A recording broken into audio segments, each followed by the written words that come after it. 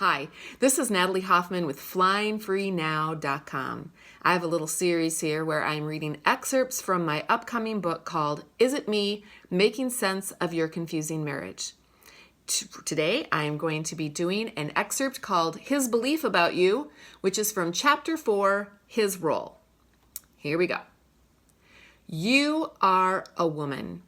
According to his belief system, that automatically places you in the power under position, the less than position of subordination. He believes your role is to be available to meet his needs. Your needs, on the other hand, are not significant. He may see you as belonging to him because you are his wife.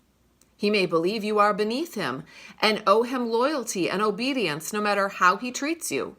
He may not believe you have the rights to freedom and autonomy, that when you made vows to him, you signed away your individuality and your personhood in exchange for his authority over you.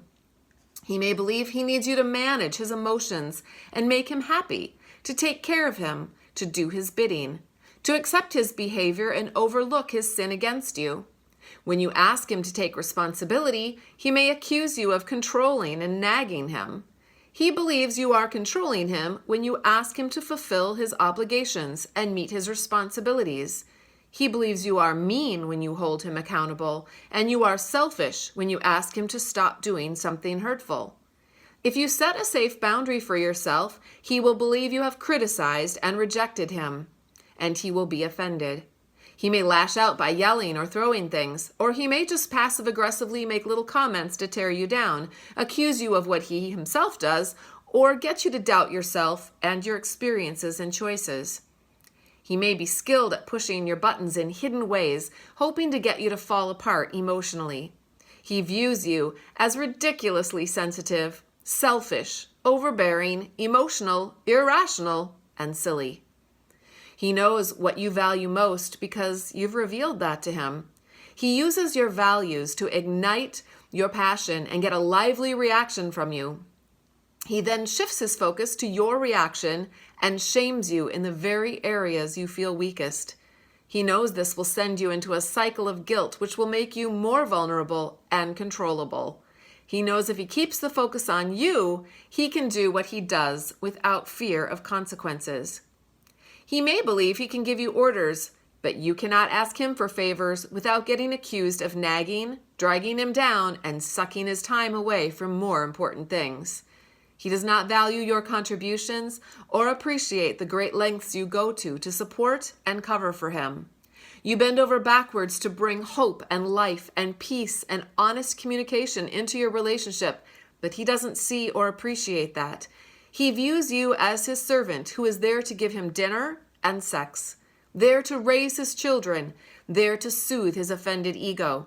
And when you fail to do so, he makes sure you know how you've failed in your biblical duties. When you are not propping up his ego enough, he will be annoyed with you. He'll show you how he feels by dismissing your personhood in covert ways.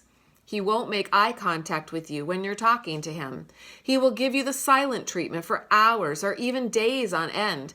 You are a non-person to him, except when he requires something from you. After verbally berating you for the ways you've let him down, he will expect you to move on immediately and forget it happened. If you dare to bring it up, he will be sure to bring you down in shame for your insubordination and lack of Christian forgiveness. He may believe your role is to make him look good to others, especially in your religious circles. You are good for hosting small groups, making meals for people, covering for him when he fails to meet his commitments at church, and standing by his side in the church foyer looking godly. Your role is to keep the children clean and well-behaved so others will believe he is a man who has good control over his household. His beliefs about you drive his behavior toward you. It's very important that you understand this. You may think the ways you try to protect yourself, your reactions to his treatment, and your efforts to inspire change and movement forward are causing him to feel rejected, and his feelings then drive his destructive behaviors toward you. In this way, he has you and others fooled into taking responsibility for his behavior. As long as you focus on his feelings and managing his emotions, you will not be able to see the real reasons for his bad behavior. Always remember that the real reason he treats you in the way he does is because of his beliefs and attitudes toward women in general and toward you more specifically. And there is nothing you can do about that. In chapters 5 and 6, we'll look at the devastating consequences of domestic emotional abuse in your life and in the lives of your children, the church, and the culture at large. But next, we'll look at how his abusive treatment of you bears consequences in his own life. And that is a wrap for now. Thanks for joining me. This is Natalie Hoffman with FlyingFreeNow.com.